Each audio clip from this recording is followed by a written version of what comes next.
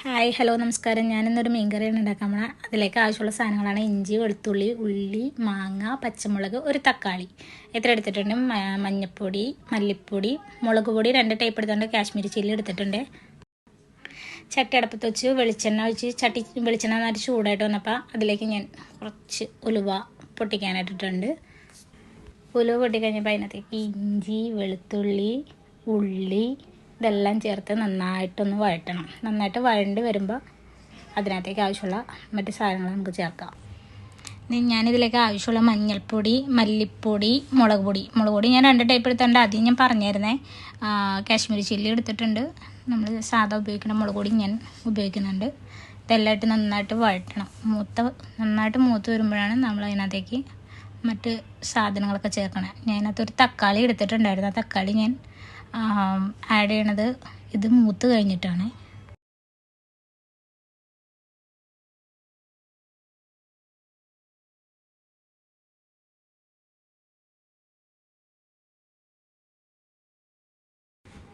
നേരത്തെ ഞാനൊരു തക്കാളി എടുത്തായിരുന്നല്ലോ, അത് ഞാൻ മിക്സിയിൽ നന്നായിട്ട് അരച്ചിട്ടാണ് ചേർക്കണത്.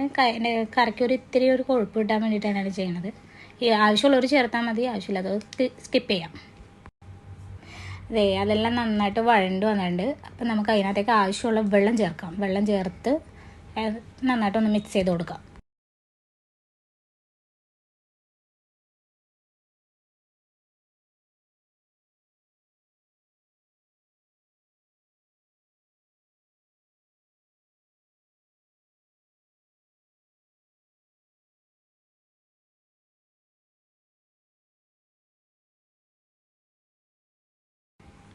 ആവശ്യത്തിന് വെള്ളമൊക്കെ ഒഴിച്ച് അതിലേക്ക് ആവശ്യത്തിന് ഉപ്പും ഇട്ട് നന്നായിട്ട് മിക്സ് ചെയ്ത് കഴിഞ്ഞാൽ ഞാൻ പുളിക്ക് മാങ്ങയാണ് ചേർക്കണത്.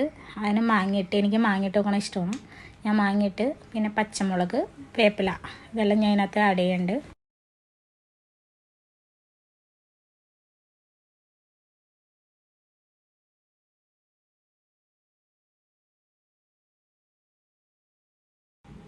അരപ്പൊക്കെ നന്നായിട്ട് തിളച്ച് വന്നപ്പോൾ ഞാൻ അതിനകത്തേക്ക് മീൻ ചേർത്തിട്ടുണ്ട്.